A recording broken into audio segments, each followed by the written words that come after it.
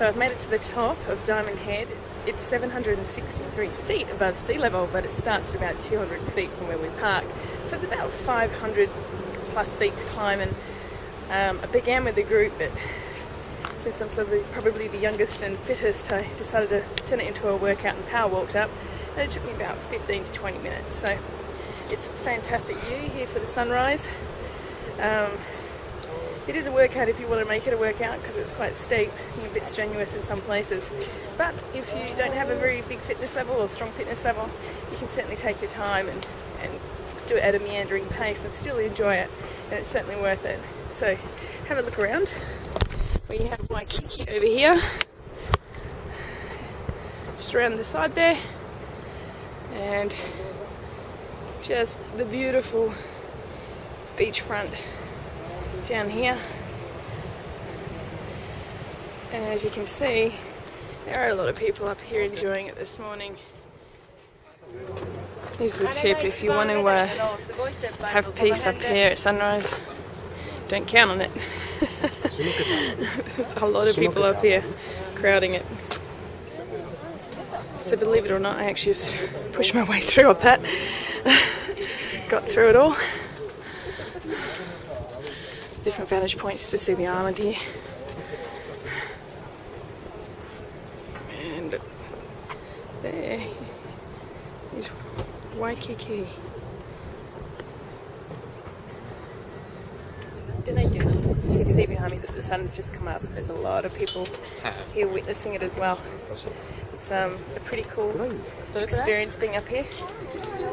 And very pretty. The sun is spectacular. I don't think the video or the pictures will do it justice.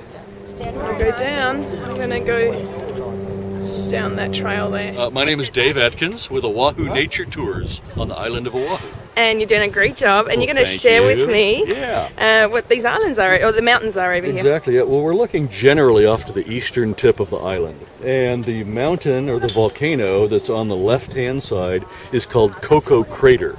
Koko means blood in Hawaiian. Yep. Now that is Diamond Head's big brother, because Diamond Head is 763 feet above sea level. Koko Crater is 1,205. There's a hiking trail right in on Koko Crater like there is in Diamond Head, but as Diamond Head's trail we zigzag right up to the top. That is straight up the steep side on the outside wall of the crater, straight from the bottom, straight up to the top. A really, really tough climb. Do you do the tours on that one?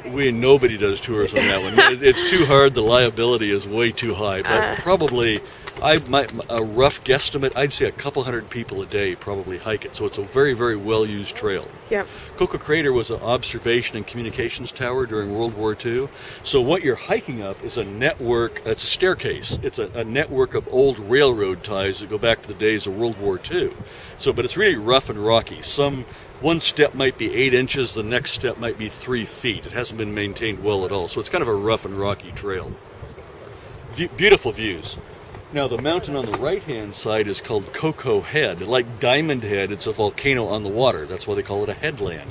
But it's a horseshoe-shaped volcano because the waves of the water have washed one wall of the crater away centuries and centuries ago. Thousands and thousands of years ago, as a matter of fact. Then seawater floods into the caldera and it fills up with seawater. After about 10,000 years, you get a coral reef.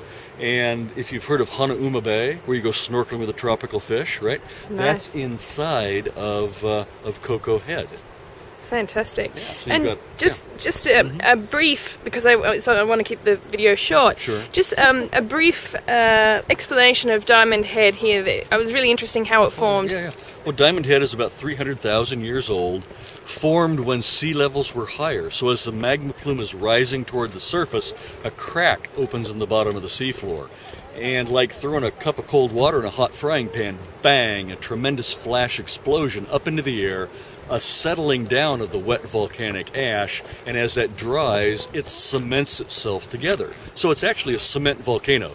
Nature's cement called tuff, T-U-F-F. So this is a tuff cone, not a cinder cone. And the time frame that you said it took to do that was fascinating. About one day. Isn't that incredible? 24 to 48 hours top. So a massive explosion. Very violent, very short acting, then a settling down of the ash. So there was never a lava lake inside of this volcano. Lava never poured over the top of the volcano and ran down the sides. Not that type of volcano at all. A tremendously explosive boom up into the air, a settling back down of the ash, cements itself together into a tuff cone. Awesome, thanks Dave. And You're welcome. just say the name of the tour company again that we've come through. Oahu Nature Tours. And you guys have been fantastic, very friendly, informative, and really enjoyable, and very affordable. Well, thank you very much. Appreciate that. You're welcome. And what's the website link for you guys if people want to come and book through you? OahuNatureTour.com. Fantastic. We have 9 different tours.